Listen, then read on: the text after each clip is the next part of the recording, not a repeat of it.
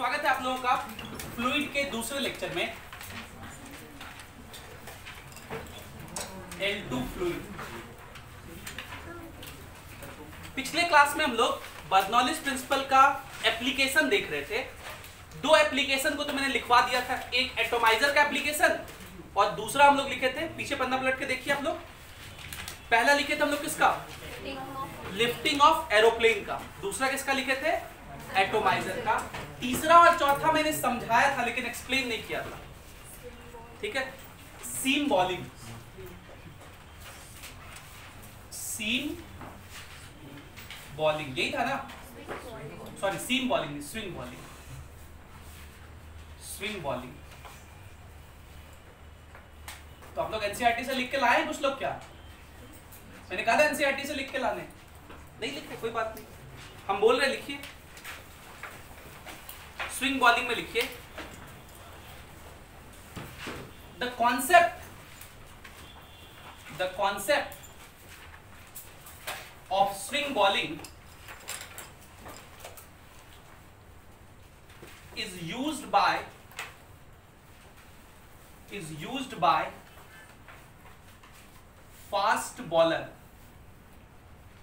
इसी को ना क्रिकेट के लैंग्वेज में सीमर्स कहते हैं या पेसर्स भी कहते हैं। Pacers is used by fast bowler, bracket में seamers oblique pacers, when ball is used for some overs, ये नया नया बॉलिंग में नहीं होता है, किसमें होता है, कुछ ओवर के बाद।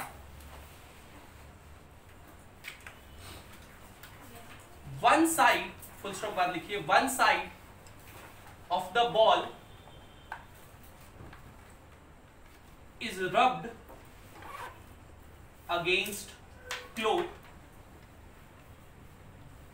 against cloth to make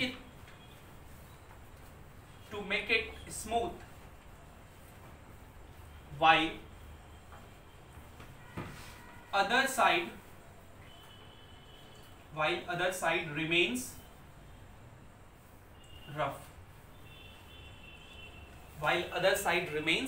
rough, full stop. When it is thrown by bowler,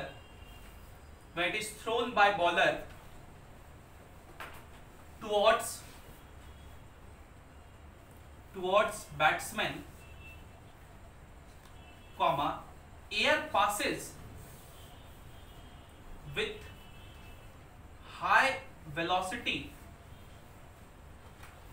towards smooth side, और अगर हाई वेलोसिटी है तो बर्नौलीज प्रिंसिपल से प्रेशर क्या होगा, लो प्रेशर होगा, and low velocity towards rough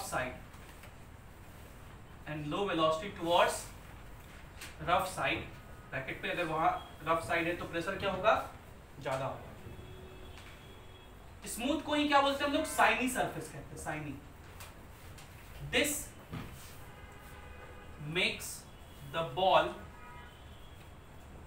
to deviate towards smooth side, bracket में shiny side,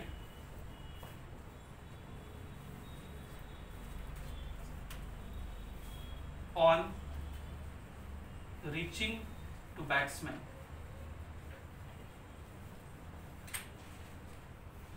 ठीक है, और इस डेविएशन से बैट्समैन को दिक्कत होता है खेलने में, तो हम लोग को उससे मतलब नहीं है। फिजिक्स क्या हुआ वो हम लोग लिख दिए। अब इसके आगे भी आप जोड़ना चाहते तो लिख सकते हैं, this creates problem to batsman because the speed of ball is very high, so only skilled batsman with good practice can face this ball, else can get out, and same thing happens with Indian batsman while playing in Australia और South Africa और England. ठीक है, लेकिन वो physics की बात नहीं होगी, वो फिर आपका क्रिकेट का ज्ञान होगा और उसको जानने से फिजिक्स वाला मास्टर तो खुश नहीं होगा। भले हमको लिखे के दोगे तो हम खुश हो जाएंगे, स्कूल वाला मास्टर हो सकता है फिर क्रिकेट से नफरत करता हो, है ना, उसका बेटा क्रिकेट खेलते खेलते ही हो सकता है गिरा हो, चोट लग गया हो, क्रिकेट को गाली देता हो डेली, और तुम लिखोगे तो सही भी लिखे हो तो काट के नंबर 0 बिठा देगा, बहुत क्रिकेट का कमेंट्री कर रहा है।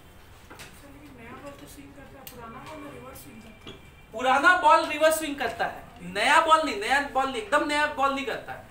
कुछ नया बॉल को स्विंग कराया जा सकता है उंगली से, फिजिक्स से नहीं, उंगली से। उंगली का अलग लॉजिक है, उससे हम लोग नहीं कर रहे। हाथ से जो फिरकी कर क्या आता है, जैसे भुवनेश्वर कुमार इसके लिए फेमस है, इरफान पठान अपने समय फेमस थे। नया बॉल जो है उसको उंगली से वो पाथ से क्या करवा लेते थे, डेविएट कर लेते। इरफान पठान का डेब्यू मैच था, डेब्यू मैच में ही शायद हैट्रिक ले लिया था पाकिस्तान के खिलाफ। इतना मतलब खतरनाक बॉलर था शुरू में, लेकिन धीरे धीरे समय चलता। देखो इसको पूरा है वो याद है ना। चलिए तीसरा, चौथा हम लोग लिखे थे मैग्नस इफेक्ट। चौथा क्या लिखे थे, मैग्नस इफेक्ट। तो मैं इसको ऐसे समझाता हूं, जैसे ये बॉल है, इस बॉल का दो ट्रेजेक्टरी हो सकता है। एक तो ऐसे ट्रेजेक्टरी, इस बॉल को मान लीजिए यहां से फेंका गया है, तो एक ट्रेजेक्टरी ऐसे होता है, ये ट्रेजेक्टरी है। अगर उसको सीधा फेंकेंगे, ऐसे बॉल को फेंक दिए तो इसको बोलते हैं trajectory without rotation. Without rotation मतलब अगर इसको रोटेट करके ना फेंके तो। लेकिन अगर इसको रोटेट करके फेंके, ऐसे करके घुमाते हुए, तो एयर प्रेशर सब जगह से अलग अलग लगता है, जिसकी वजह से जितना दूर इसको जाना चाहिए था उतना दूर ना जाकर के ये थोड़ा पहले चला जाता है, गिर जाता है। और जो खेलने के लिए बैट्समैन जनरली आउट सामने आते हैं, मिस कर जाते हैं, तो स्टंप आउट हो जाते हैं। इसको बोलते हैं फ्लाइटेड डिलीवरी, इसको बोलते हैं ट्रेजेक्टरी विथ रोटेशन। क्रिकेट की भाषा में इसको कौन सा डिलीवरी कहा जाता है, फ्लाइटेड डिलीवरी। हरभजन सिंह, अभी आर अश्विन, ये सब। अब कल तो अक्षर पटेल फेमस हो गया है ना, इतना इतना विकेट लेकर के, तो वो सब फेमस है इसके लिए, ट्रेजेक्टरी विथ रोटेशन के लिए। ये दोनों अलग अलग होता है, ये भी बर्नौलिस प्रिंसिपल के कारण ही होता है। और इस बात को क्या बोलते हैं हम लोग, मैग्नस इफेक्ट। इसमें लिख लीजिए मैग्नस इफेक्ट। कई बार इस बात को भी बोलते हैं, और ये भी तो इसी से रिलेटेड है ना, क्रिकेट से रिलेटेड है, तो इसको ही मैग्नस इफेक्ट बोल देते हैं। ठीक है, तो अगर कभी इसको भी लिख दीजिएगा तो कोई दिक्कत नहीं है, कहीं कहीं लिखा रहता है सेम ही चीज। ठीक है, लेकिन जनरली अलग अलग चीज है तो अलग अलग लिखते हैं। ये स्पिनर का काम है, ये फास्ट बॉलर का काम है। लेकिन हम लोग का काम क्रिकेट सीखना है कि फिजिक्स सीखना है, फिजिक्स सीखना है, तो फिजिक्स वाले मास्टर साहब कहीं कहीं सेम ही लिख देते हैं, तो एक ही चीज है। मैग्नस इफेक्ट में लिख लीजिए the trajectory of rotating delivery. ये डिलीवरी जोमेटो वाला नहीं है, बॉलर लोग बॉल फेंकते हैं उसको भी डिलीवरी कहते हैं। The trajectory of rotating delivery is different then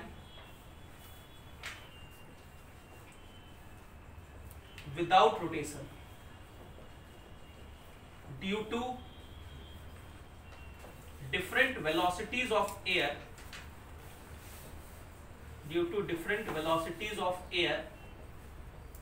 across the ball। और वेलोसिटीज अलग अलग है, इसलिए प्रेशर भी अलग अलग होता है, इसलिए ऐसा डिलीवरी होता है। तो ये दो पॉइंट जो पिछले क्लास में हम नहीं लिखवाए थे, भी लिखवा दे रहे हैं। अब हम लोग यहां से आगे आज चर्चा शुरू करेंगे। लिखिए इसको,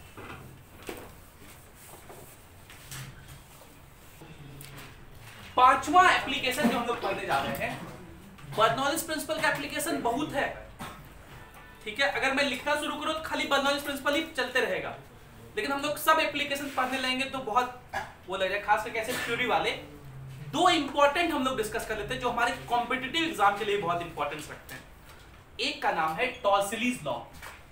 तो पांचवा हेडिंग डालिए, velocity of efflux and Torricelli's law.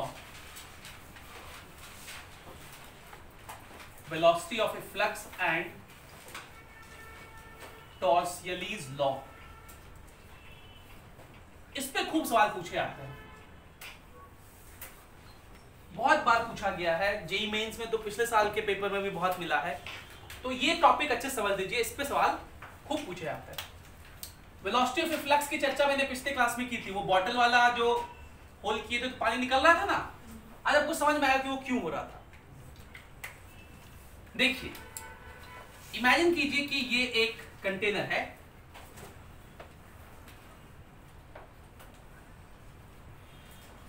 और ये इस फ्लोर पे रखा हुआ है, ठीक है, इसमें पानी है।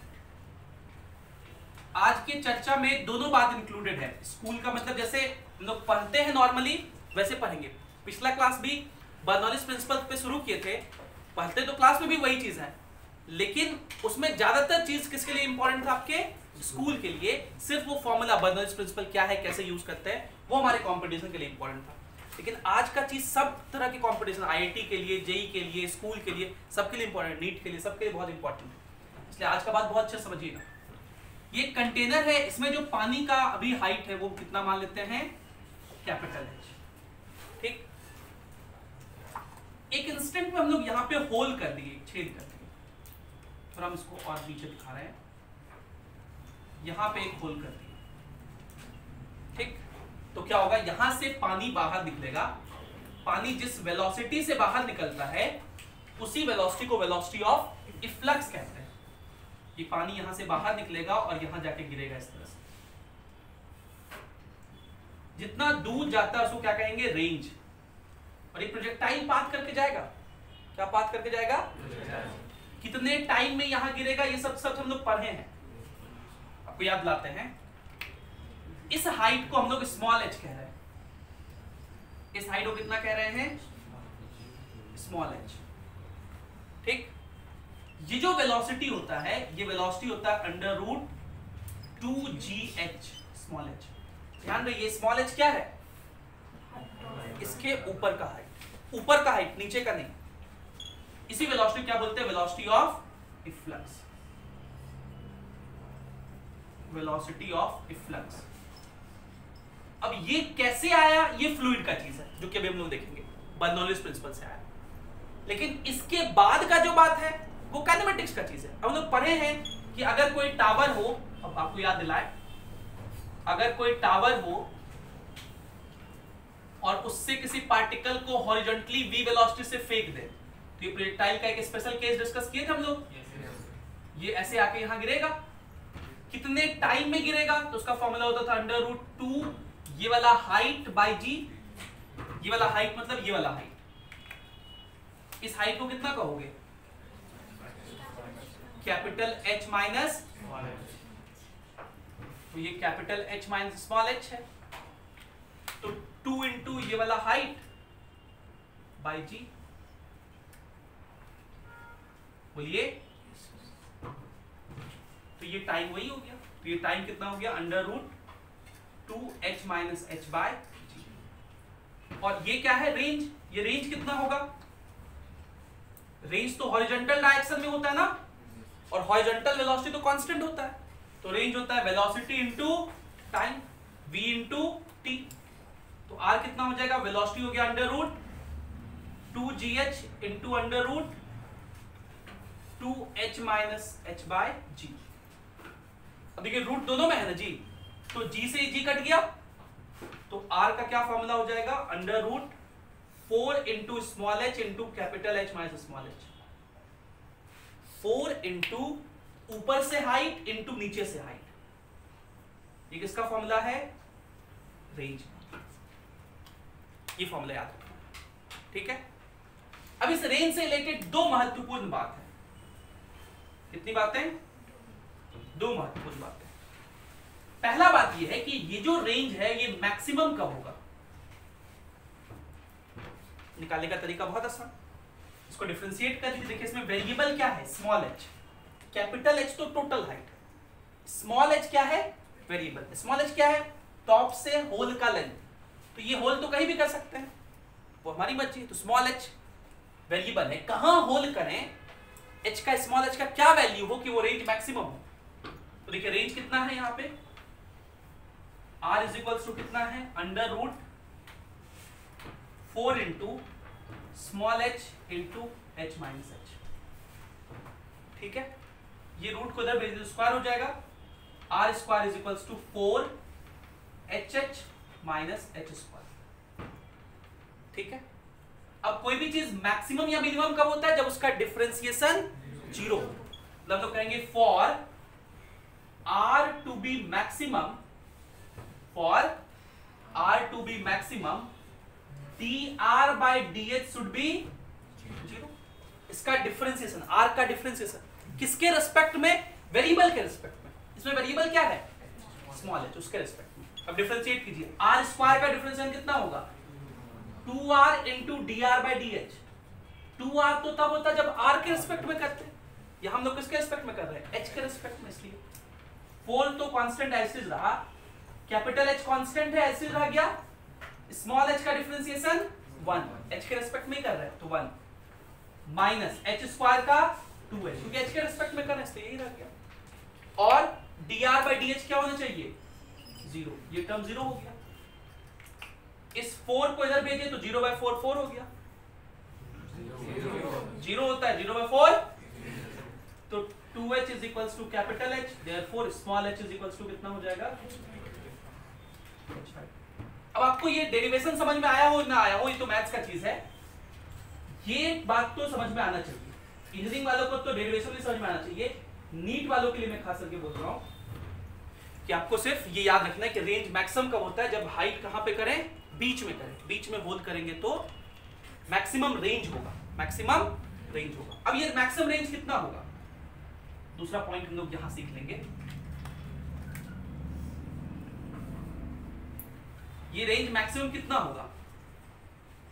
ये आर मैक्स का वैल्यू कितना होगा? तो रेंज का फॉर्मूला क्या है? √4 इंटू स्मॉल h का वैल्यू लोग कितना निकाल लिए? Into capital H minus small h, तो ये भी h/2 ही होगा. ये 2 से कट गया, ये कितना हो गया? h. मतलब ये जो मैक्सिमम रेंज होगा वो किसके बराबर होता है? Total height of the water के बराबर होता है. Total height of the liquid के बराबर होता है. क्या बात समझ पा रहे हैं? पक्का? दूसरा पॉइंट देखिए. इसमें दूसरा पॉइंट, ये तो पहला पॉइंट था कि मैक्सिमम रेंज कब होगा? इस हाइट पर. उस समय जब रेंज मैक्सिमम होगा तो वो मैक्सिमम रेंज कितना होगा? अच्छा, इस समय वेलोसिटी कितना होगा? v कितना होगा? √2g कैपिटल H/2, तो 2 कट जाएगा. वेलोसिटी कितना होगा? √gh. ठीक है. दूसरा पॉइंट ये है कि ये होल तो कर दिए भाई, ये होल कर दिए तो पानी तो बाहर निकल रहा है, इतना टाइम लग रहा है, इतना वेलोसिटी लग रहा है. हम कह रहे हैं कि हम 2 होल कर रहे हैं. कितना होल कर रहे हैं? कहां कहां 2 होल करें कि जो दोनों पानी निकले वो एक ही जगह पहुंचे, मतलब दोनों का रेंज सेम हो.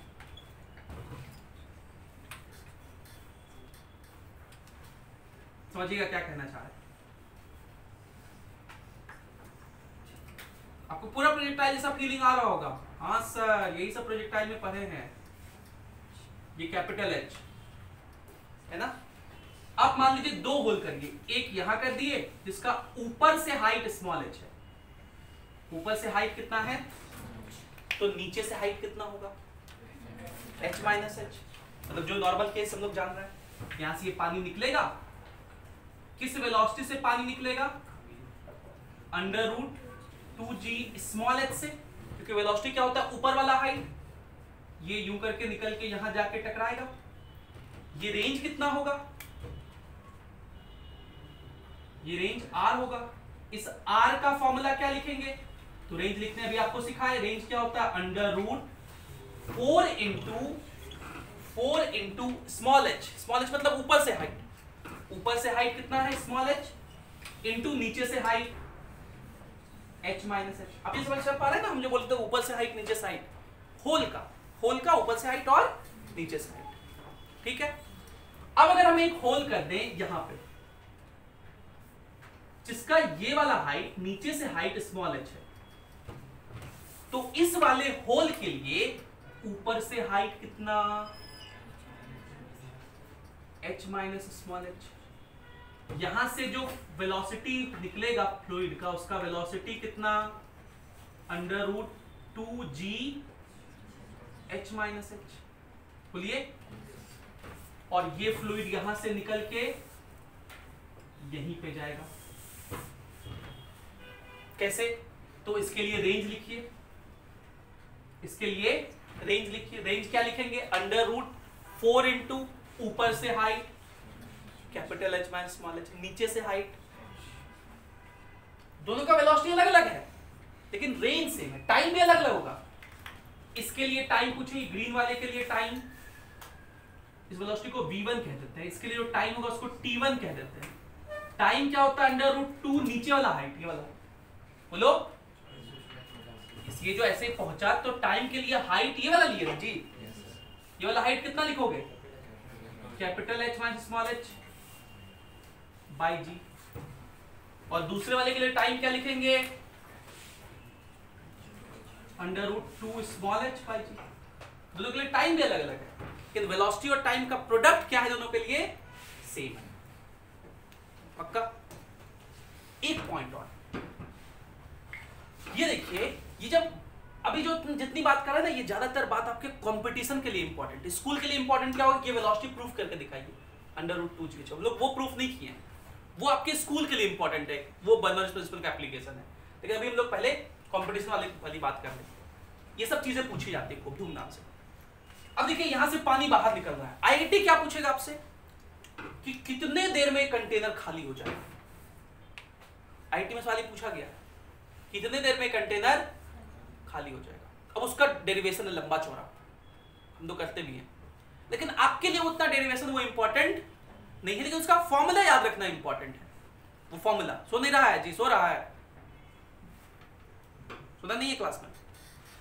उसका फॉर्मूला इंपॉर्टेंट है, उसके फॉर्मूला को याद रखने का मैं ट्रिक भी बताऊंगा अभी, ठीक है? वो काइनेमेटिक्स रिलेटेड है।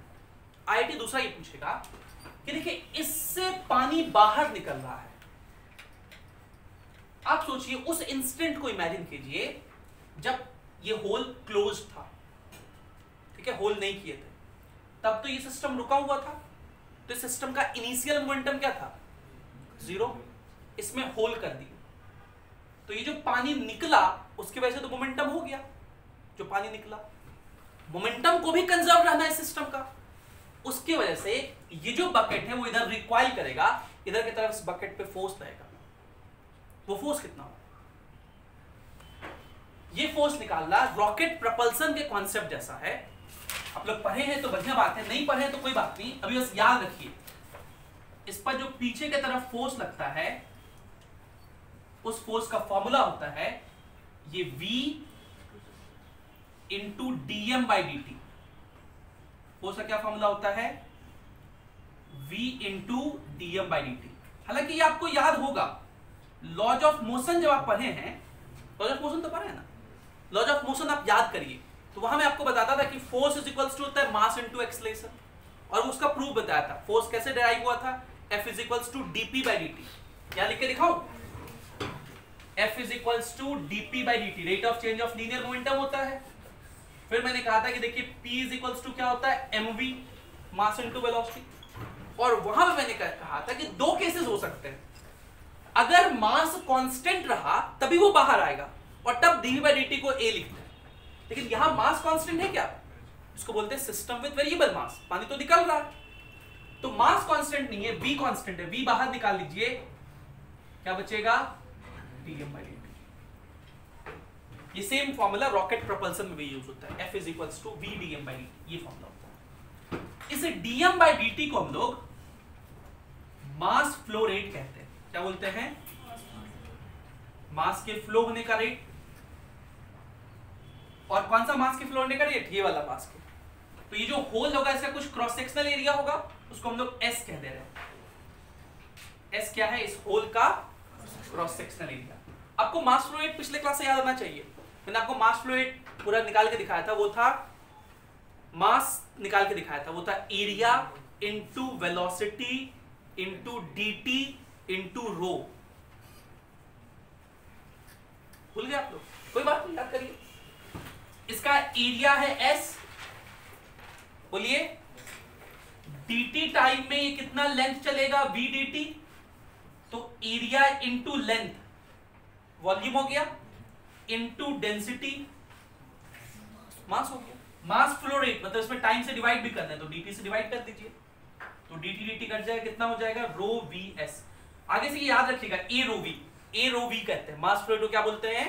a rho v, area into rho into velocity. तो तो ये जो फोर्स है, इस फोर्स का फॉर्मूला वेरी इंपॉर्टेंट, ये बहुत इंपॉर्टेंट है। यूरोडोफ में इसके ऊपर सवाल है, हम लोग जब एडवांस सीरीज करते हैं ना तो वहां पे इसके ऊपर सवाल कराते हैं हम बहुत, ठीक है। वो यूरोडोफ वाला 2-3 सवाल है इसके ऊपर, बहुत इंपॉर्टेंट जो सवाल है।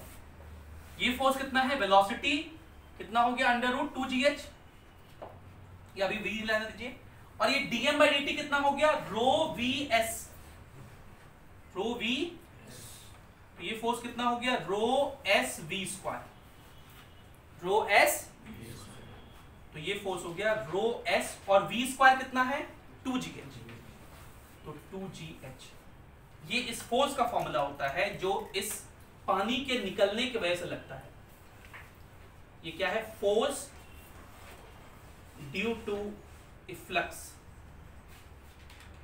Force due to efflux. Efflux word का मतलब होता है कोई चीज निकलना, तो इसके वजह से ये फोर्स लगता है।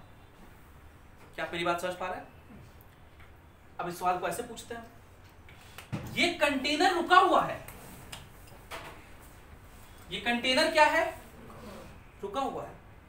इसका मतलब ये जो फोर्स लग रहा होगा, इसको यहां पर लगने वाला फ्रिक्शन क्या कर दे रहा होगा, बैलेंस कर दे रहा होगा। अगर ये कंटेनर रुका हुआ है तो इधर लगने वाला फ्रिक्शन बैलेंस कर दे रहा होगा। वो फ्रिक्शन कितने के बराबर होगा, इतने के बराबर होगा।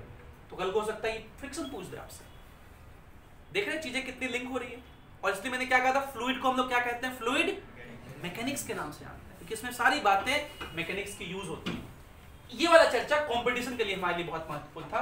पहले इसको लिखिए, फिर हम लोग वो कितने टाइम में खाली होता है उसका चर्चा करेंगे, और फिर सबसे आखिरी में मैं उसको डिराइव करके दिखाऊंगा।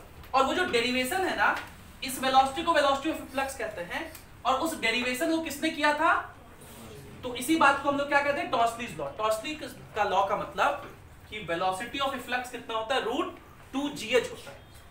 इस v को वेलोसिटी ऑफ फ्लक्स कहते हैं, और इस v का फॉर्मूला √2gh होता है। इसको टॉर्सलीज लॉ कहते हैं। इसका डेरिवेशन टॉर्सली नामक साइंटिस्ट ने किया था। वो डेरिवेशन लोग करेंगे, लेकिन अभी उस डेरिवेशन के बाद का बात कर रहे हैं हम लोग, कि उससे और क्या क्या सवाल बनते हैं, उनका चर्चा हम लोग कर रहे हैं। कितनी बातें क्लियर है? इसको लिखिए, फिर हम लोग वो चर्चा करेंगे कि कितने देर में खाली होगा।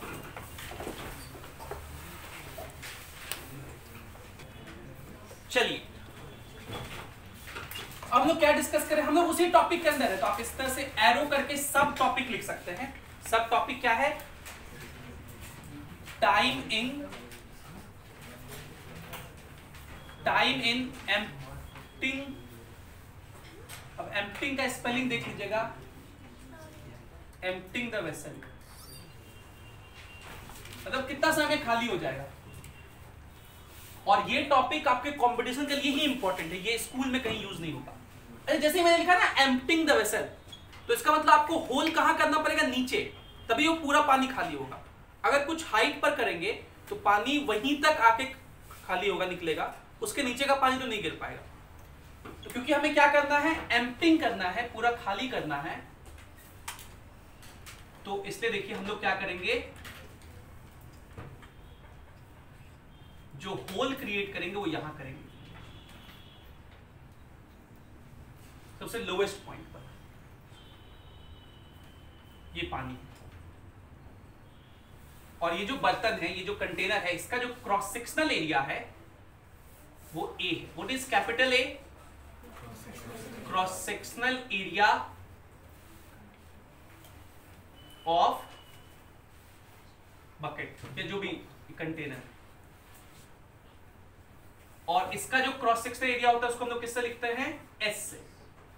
ये स्टैंडर्ड नोटेशंस है, cross sectional area of hole. Hole के लिए एक वर्ड चलता है नॉच, इसी के लिए फ्लूइड में वर्ड क्या चलता है, नॉच, NOTCH।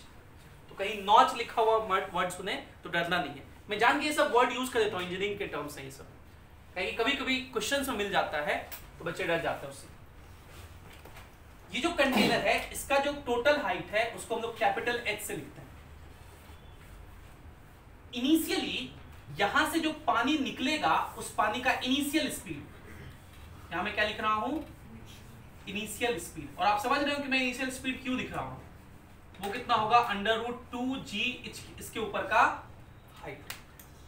अब ये इनिशियल स्पीड क्यों लिखे हैं, क्योंकि ये स्पीड क्या कांस्टेंट रहेगा, हर समय क्या पानी इसी स्पीड से बाहर निकलेगा? नहीं, जैसे जैसे पानी निकलते जाएगा ये वाला हाइट घटते जाएगा और फिर ये पानी का स्पीड भी घटते जाएगा। समझ रहे हैं मेरी बात? अब एक तरीका तो अपना वही है कि कोई चीज घटेगा तो एलिमेंट लीजिए, इंटीग्रेट करिए, आंसर निकालिए, और वही मेन तरीका तो वही होता है। लेकिन मैंने आपसे कहा है कि हर चैप्टर में कुछ एक चीजें होती है जो कुछ टीचर का इवॉल्व कॉन्सेप्ट होता है। Through out the journey of teaching he used to evolve some things for better or easier understanding of the students। आपको जल्दी समझ में आ जाए, ज्यादा मेहनत ना करना पड़े उसको समझने के लिए, वो चीजें टीचर्स इवॉल्व करते हैं। और इसके लिए जो मैंने ट्रिक इवॉल्व किया है वो ये है। तरीका क्या है? बेसिक वो यही इंटीग्रेशन। आप मुझसे कहेंगे सर इंटीग्रेट करके दिखाइए, तो मैं किसी लेक्चर में दिखा दूंगा। आज वो मोहिनी आई थी, बोली सर वो जो टेपर्ड रॉड वाला था ना पाई बी, वो आज दिखाइए ड्राइव करके। लेक्चर में कहीं नहीं दिखाया, अभी तक रिकॉर्ड नहीं हुआ था वो लेक्चर, तो उसको पूरा ड्राइव करके दिखा दिया। ऐसा कोई बात नहीं, लेकिन वो डेरिवेशन काम का नहीं है। काम का क्या है? कितने समय में वो निकलेगा वो ध्यान में रहे। सवाल तो वही पूछा जाएगा। तो ये कितने समय में निकलता है, देखिए इसको निकालने का जो तरीका है ये आपको भी याद हो जाएगा 1 मिनट के अंदर। 1 मिनट भी नहीं, 1 सेकंड के अंदर। अगर मैं सवाल पूछूं कि एक टावर है जिसका हाइट कैपिटल H है और उससे किसी पार्टिकल को गिरा दिया जाए तो कितने समय में वो जमीन पे पहुंचता है? अंडर रूट, तो लिख देते हैं अंडर रूट 2h/g। यही फॉर्मूला होता है, 2gh नहीं, 2h/g। 2gh वेलोसिटी होता है, इतना टाइम लगता है। लेकिन आप सोचिए कि ये जो कैपिटल H है, सुनिएगा ध्यान से, ये जो कैपिटल H है ये तो बहुत कम होगा। कितना होगा? कितना बड़ा कंटेनर लेने का मन है? एक बाल्टी ले लो, बाल्टी आधा मीटर के आसपास होता है। बड़ा बाल्टी ले लो, 1 मीटर का बाल्टी। कितना मीटर का? 1 मीटर का। 1 मीटर का भी बाल्टी लोगे तो H का वैल्यू 1 इंटू 2, 2 से कटा G 10, 5 बार में 5 का रूट 2.25, 2.23 होता है। 2.25 ले लें तो 1/2.25 होगा 0.4 सेकेंड। कितना होगा? अब सोच के देखिए, यहां होल करेंगे तो क्या 0.4 सेकेंड में वो खाली होगा? वो बकेट बहुत ज्यादा समय बाद खाली होगा। समझ पा रहे हैं आप मेरी बात? मतलब ये जो वैल्यू ये बहुत छोटा है, इसके साथ हमें कोई एक वैल्यू मल्टीप्लाई करना पड़ेगा जो कि बहुत ज्यादा होना चाहिए, तब ये टी आएगा। क्या ये बात सब लोगों को समझ में आ रहा है? पक्का? कोई नहीं? क्लियर है? ये वैल्यू बहुत, लेकिन ये टाइम जो होगा खाली होने में बहुत ज्यादा लगता है, इसलिए हम लोग को इसके साथ एक फैक्टर मल्टीप्लाई करना है जो कि बहुत बड़ा फैक्टर होना चाहिए। अब चलिए थोड़ा यूनिट एंड डायमेंशन सीखते हैं। यूनिट एंड डायमेंशन वापस से, यूनिट एंड डायमेंशन पढ़ाए थे आप लोग को। उसमें हम लोग ये सीखे थे कोई भी इक्वेशन तभी सही होता है जब लेफ्ट हैंड का यूनिट और राइट हैंड का यूनिट, लेफ्ट हैंड में क्या है? टाइम, और ये ऑलरेडी टाइम का यूनिट है, ये भी टाइम का ही फॉर्मूला होता है। मतलब यहां पे जो भी फैक्टर मल्टीप्लाई करेंगे वो फैक्टर यूनिटलेस होना चाहिए, वो फैक्टर ठीक। और क्या क्या बचा है जिसका यूज नहीं किया है बेस में? क्रॉस सेक्शनल एरिया का। अब एरिया के साथ क्या करें कि यूनिटलेस आए? डिवाइड करेंगे, रेशियो लेंगे। रेशियो लेंगे तभी क्या होगा? यूनिटलेस होगा। बोलिए। अब रेशियो में S/A भी लिख सकते हैं, A/S भी लिख सकते हैं। बताओ क्या लिखोगे? देखिए आपको फॉर्मूला खुद में खुद आप लोग ड्राइव कर लिए ना। ये फॉर्मूला बहुत भारी भरकम इंटीग्रेशन करने के बाद आता है, जिसको आप इस तरह से इस ट्रिक से याद रख सकते हैं। ठीक है? तो इसमें एक बात और है, एरिया जो A है वो बहुत ज्यादा होता है S से। ठीक है? A बहुत ज्यादा होता है S से। क्या ये बात क्लियर है? पक्का? अच्छे से याद रहेगा ये फॉर्मूला आप लोग को? अच्छा, मैंने ये कह दिया कि ये ट्रिक है, मतलब ये अब सबके लिए वैलिड होगा। अब अगर मैं सवाल पूछूं कि बताइए, जैसे आईटी ने एक बार सवाल पूछा था, इसको हम लोग क्या कहेंगे? ये टाइम है, time for liquid level to change from H to 0। हम लोग किसकी बात कर रहे हैं? लिक्विड लेवल की। Level of liquid, level of liquid यहां से कैलकुलेट करते हैं। तो शुरू में लेवल ऑफ लिक्विड कितना था? H, और वो लेवल कितना हो गया? 0 हो गया। उसमें जो समय लगा वो ये लगा, आईआईटी ने सवाल पूछा था ऐसा कि देखिए ये वाला तो है ही, अब बताइए यहां से h/2 आने में जो समय लगेगा वो कितना होगा। मतलब आपसे टाइम क्या पूछ रहा है, find time taken for liquid level to change from h to h/2। मतलब आपसे क्या समय पूछा जा रहा है, देखिए इनिशियली सिचुएशन ये था, यहां आपने होल कर दिया, इनिशियली पानी था ऐसे, ये लेवल h था, कुछ देर बाद अब लेवल कितना हो गया,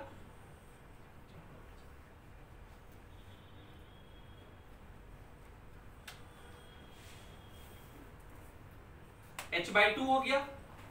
तो ये वाला समय बताइए कितना होगा। आपसे क्या समय पूछा जा रहा है, ये वाला समय। ये जो समय का फॉर्मूला मैंने बताया, ये खाली होने का समय है, याद रखिएगा, ये कंटेनर के खाली होने का समय है। अब यहां पे कॉमन सेंस चाहिए होता है। इस सवाल को सॉल्व करने के लिए आप में कॉमन सेंस बस होना चाहिए, फिजिक्स का ज्ञान नहीं चाहिए उसके लिए, किसका ज्ञान चाहिए, कॉमन सेंस। और कॉमन सेंस क्या कहेंगे हम लोग कि ठीक है हमें ये समय निकालना है, हम लोग ये निकाल लेते हैं कि यहां से खाली होने में कितना समय लगेगा। लाइट चला गया, थोड़ा एक वीडियो पॉज कर लेते हैं। अब देखिए हमें क्या करना है, हमें यहां से यहां तक का टाइम निकालना है। हम लोग यहां से यहां तक का टाइम निकालने के लिए क्या करेंगे, हम लोग यहां से यहां तक का टाइम निकालेंगे, क्योंकि हमें यह पता है कि खाली होने में कितना समय लगता है। तो इस केस में तो खाली ही हो रहा है, तो बताइए इस केस का टाइम कितना होगा। इस केस का टाइम का फॉर्मूला हम लोग जानते हैं, इसको हम लोग T' कह दे रहे हैं।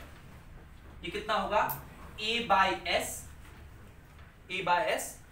अंडर रूट 2 इंटू हाइट, जहां से वो गिर रहा है, तो ये वाला हाइट कितना है, तो हाइट की जगह खाली h/2 लिख दे इंटू जी। ये वाला फॉर्मूला यूज कर लिए, 2 कट जाएगा, तो T' का वैल्यू कितना हो जाएगा, A/S अंडर रूट h/g।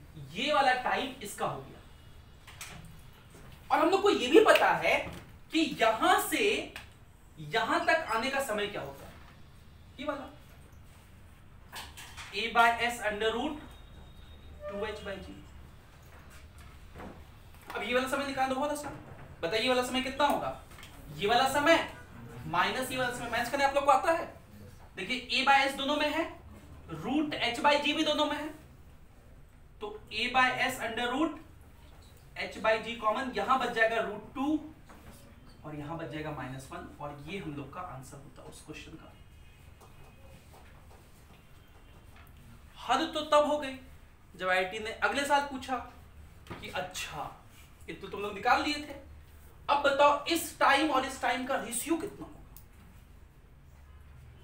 इस टाइम को हम लोग कहते हैं T1, क्या कह देते हैं, तो T1 और T का रेशियो कितना होगा बताइए, बता सकते हैं आप लोग। देखिए तुमने कभी आईआईटी क्वेश्चन, रेशियो निकालने आता है आप लोग को, निकालिए भाई। तो बहुत सारा A/S से A/S कटा, √h से √h कटा, आंसर क्या हो जाएगा, √2 - 1/,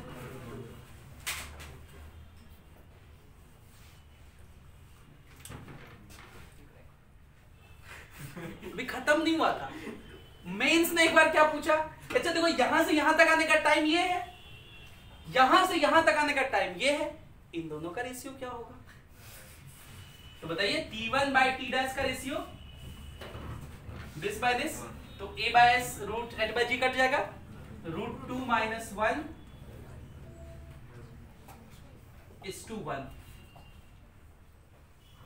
है ना। अब सेम सवाल कल को ऐसा पूछा सकता है कि देखिए भाई h से 2h/3 लेवल तक आने का समय बताइए, तो बता देंगे आप लोग। 2h/3 से हम लोग 0 तक का निकाल लेंगे, और ये वाला तो टाइम पता ही है दोनों को। कल को सवाल ऐसा ही पूछा सकता है कि h से 2h/3 तक आने का जो समय है उसको T1 कहिए, 2h/3 से h/3 तक आने का जो समय है उसको t2 कहिए, h/3 से जो 0 होने का समय उसको t3 कहिए। बताइए इसका रेशियो कितना होगा? तो बताइए आप लोग, इसको लिखिए और इसके नीचे इधर सवाल लिखिए। पहले आप लिखिए फिर हम लोग सवाल लिखेंगे।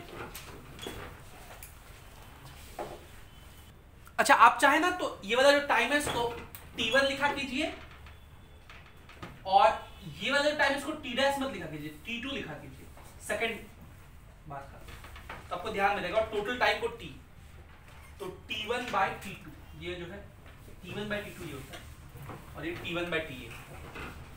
अब ये वाला सवाल करना है। ये एक ही कंटेनर है, 3 स्टेप में अब हो रहा है। h से पहले कितना हुआ 2h/3, इस खाली होने में समय लगा t1, इससे ये खाली होने में h/3 होने में t2 समय लगा, h/3 से 0 होने में t3 समय लगा।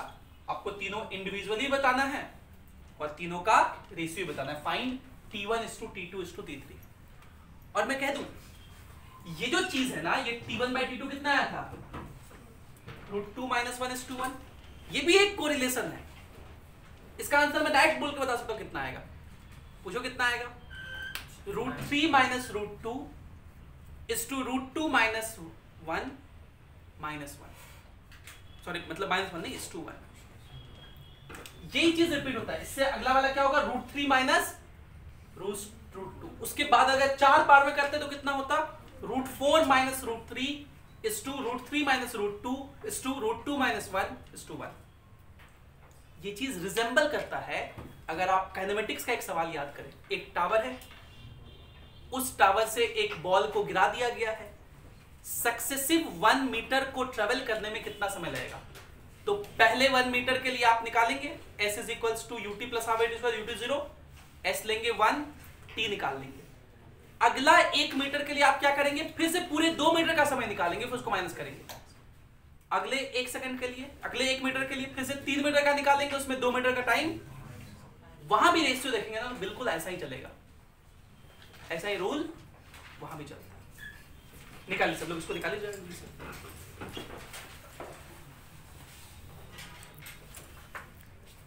देखिए हम लोग एक ही फॉर्मूला जानते हैं, और वो कौन सा फॉर्मूला है, time in emptying the vessel.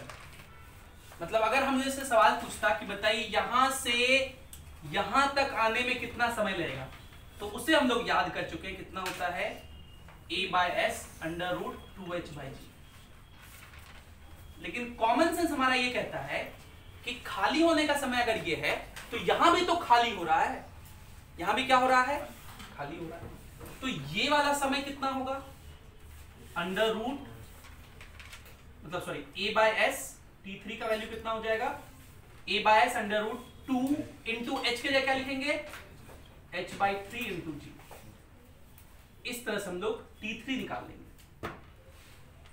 ठीक है, फिर कहेंगे कि यहां से यहां जो आ रहा है ये भी तो खाली ही हो रहा है। यहां से यहां डायरेक्ट अगर पूछता तो भी क्या कहते हैं, खाली हो रहा है। तो यहां से यहां तक आने का टाइम भी तुम लोग निकाल सकते हैं। क्या होता है formula, a/s into √2/g into height, जितने चला है, कितने हाइट चला है, 2h/3 से।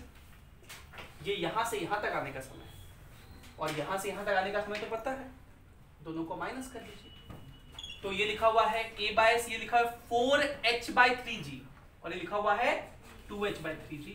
तो t2 कितना हो जाएगा, ये वाला समय माइनस ये वाला समय। तो a/s तो कॉमन है बाहर, √2h/3 भी कॉमन है बाहर, 2h/3g भी कॉमन है बाहर। यहां सिर्फ बचेगा √2 और यहां क्या बचेगा, 1। इन दोनों को माइनस किए हैं। माइनस करना अगर ये नहीं समझ में आता हो तो आप दोनों को लिखिए और अच्छे से माइनस करिए, क्योंकि भाई ऐसे सवाल को सॉल्व करने के लिए इतना बेसिक ज्ञान तो होना चाहिए। ये t2 होगा, और t1, ये वाला टाइम कैसे निकालेंगे, ये वाला टाइम निकालेंगे भाई, कहेंगे कि यहां से यहां तक का तो पता है और यहां से भी यहां तक का पता है, तो ये वाला t1 कैसे निकालेंगे, इसमें से इसको माइनस कर देंगे। तो इसमें से इसको माइनस करोगे तो फिर से a/s √2h/g कॉमन ना, ये कितना बचा, 1 - यहाँ क्या बचेगा, अंडर रूट 2h/g कॉमन ले लिए तो 2/3 बचा, रूट 2/3 कितना बचा, रूट 2/3। तो ये यहाँ जाएगा एलसीएम में, तो रूट 3 माइनस रूट 2/√3 हो जाएगा, नीचे लिख देंगे तो a/s ये 2h और ये 3g हो जाएगा। ये जो नीचे रूट 3 था उधर लिख दिए और ये रूट 3 माइनस रूट 2 हो गया, ये हो गया T1। तो T1 आ गया, T2 आ गया और T3 आ गया। अब आप तीनों को गौर से देखिए, सब में लिखा हुआ है a/s अंडर रूट 2h/3g, ये टर्म सब में है, देखिए कॉमन है, यहां भी है, यहां भी है, यहां भी है। तो रेशियो क्या हो जाएगा, वो सब तो कट जाएगा जो कटना था। तो रेशियो मतलब T1:T2:T3 कितना हो जाएगा, यहाँ पे क्या बचा रह गया, रूट 3 माइनस रूट 2, यहाँ क्या बचा रह गया, और यहाँ समझ पा रहे क्या सवाल था, पक्का। इसी तरह अगर 4 बार में खाली होगा तो निकाल लेंगे, अब वो नहीं निकाल देंगे, वो घर में अपने मन से निकाल लेना। और आंसर क्या आएगा, root 4 minus root 3, root 3 minus root 2, root 2 minus 1:1। ठीक है, और खुदा ना खास्ते कई बार यही सवाल जो बोलते हैं वही आ भी जाता है, तो अगर आ गया और याद रह गया बस, और क्या दिक्कत तो यही है कि 2 साल बाद याद नहीं रहता है, अभी तो सब समझ में आता है। इसको लिखिए, फिर 1-2 पॉइंट और चर्चा करके आज का लेक्चर समाप्त करेंगे।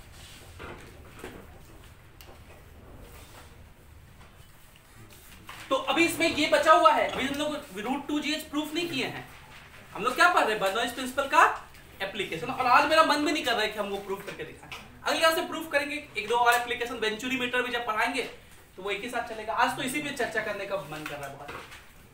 हम लोग पिछले क्लास में ना एक और चीज पढ़े थे, आपको वो चीज ध्यान रखना था, इक्वेशन ऑफ कॉन्टिन्यूटी। और कई बार सवाल उस पर भी डायरेक्ट पूछे आते हैं, जैसे एक सवाल जो आईआईटी ने पूछा था, बहुत फेमस था 2004 में, ये आईआईटी 2004 का सवाल है अगर मैं सही रिकॉल कर पा रहा हूं। उसने कहा कि देखिए ये एक सिरिंज है, सिरिंज आप लोग जानते हैं ना, सिरिंज कहें पिचकारी कहें एक ही चीज है, और होली आने वाला है भाई, तो फिर से होली कब है, पिछली क्लास में तो किए थे होली कब है,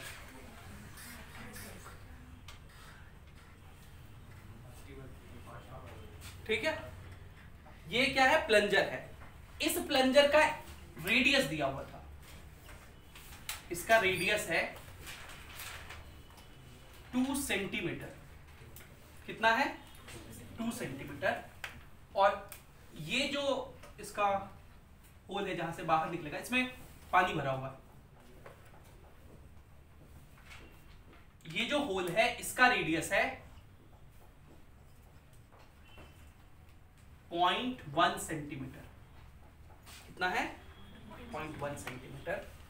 इस प्लंजर को हम लोग प्रेस किए, इस प्लंजर को कितने से प्रेस किए, तो 2 मीटर पर सेकेंड से, इतने से इसको प्रेस किए, तो यहां से जो लिक्विड बाहर निकलेगा उसका वेलोसिटी कितना होगा ये पूछा नहीं गया है, लेकिन कितना होगा वो निकाल सकते हैं with the help of equation of continuity. पूछा तो ये गया था कि ये जो है ये ग्राउंड से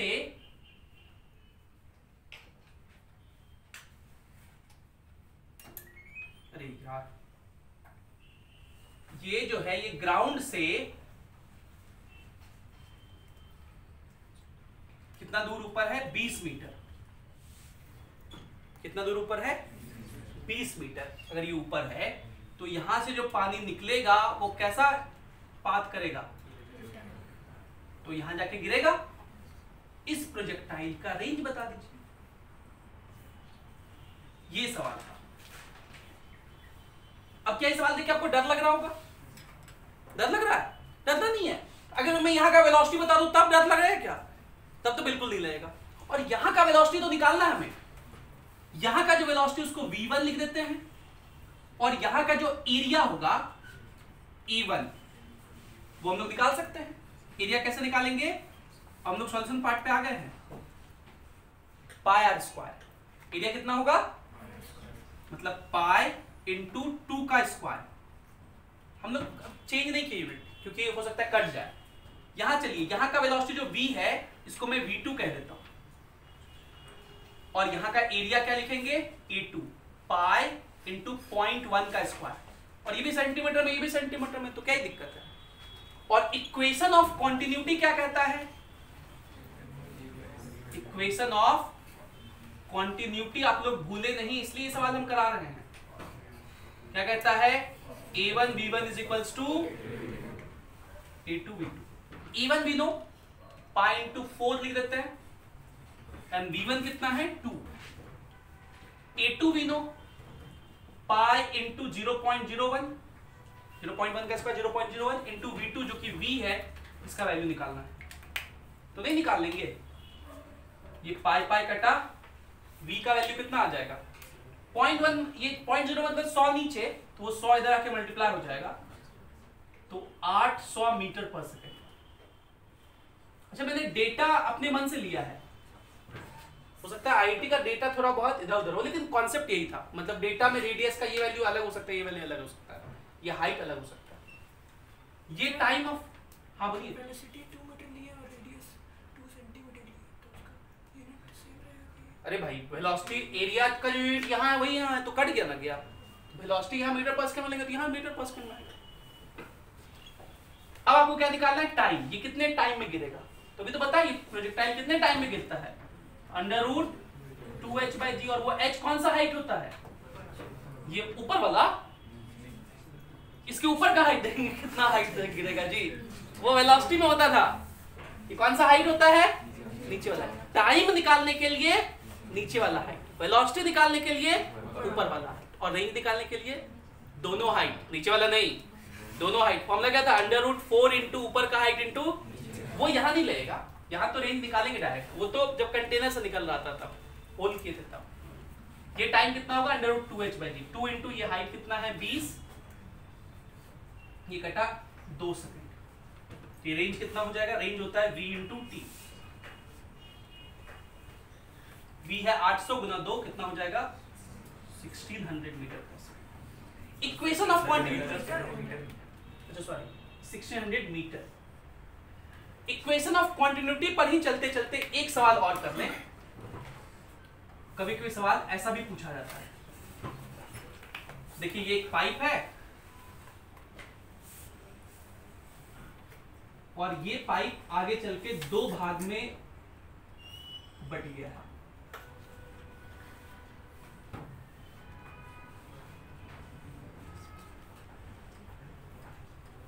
ऐसा, यहां से पानी इन किया, इधर निकला, ऐसे इन किया, इधर निकल गया कुछ। तो जो यहां इन कर रहा है उसका वेलोसिटी दिया हुआ है 5 मीटर पर सेकेंड, उसको v कह लेते हैं। क्या कह लेते हैं, v।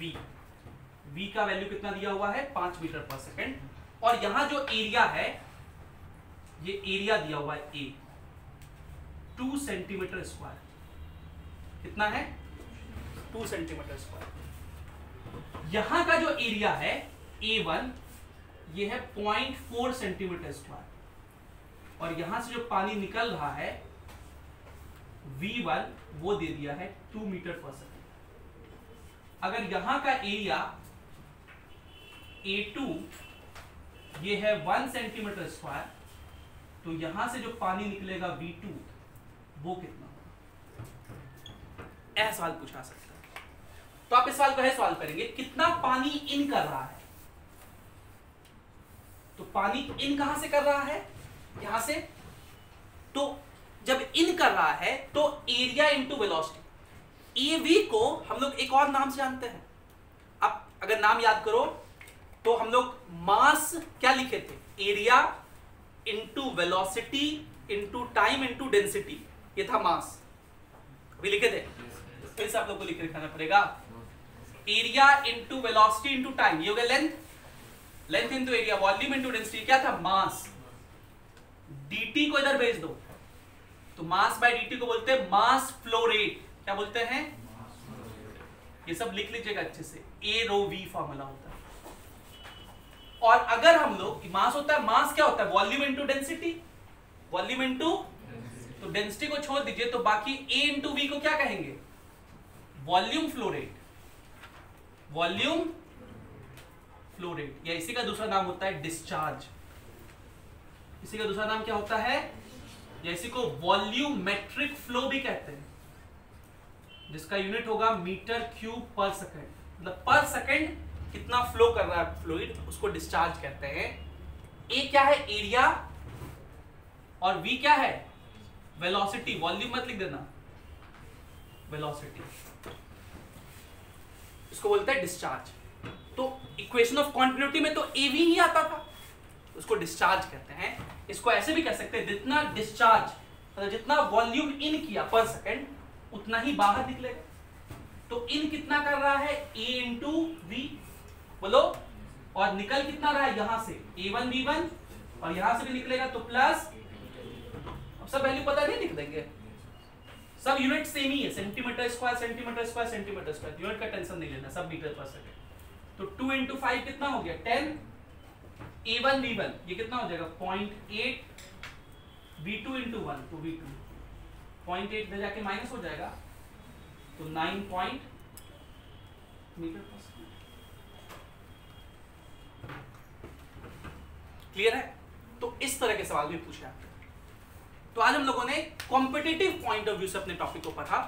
अब अगले क्लास में इसी टॉपिक को वापस से करेंगे, जो प्रूफ है √2gh। यहां पे आप लिख लीजिएगा proof of v is equals to √2gh। ये अगले क्लास में पढ़ेंगे, ये हेडिंग है अगले क्लास का, ठीक है? वो उसी एप्लीकेशन के अंदर का ये हेडिंग है, ऐसा नहीं कि इसमें लिख देना, ठीक है? बहुत लोग महामूर्ख ऐसा भी लिख देते हैं। ये अगले क्लास का हेडिंग है, यहीं से शुरू करेंगे ताकि आपको याद रहे, ठीक है?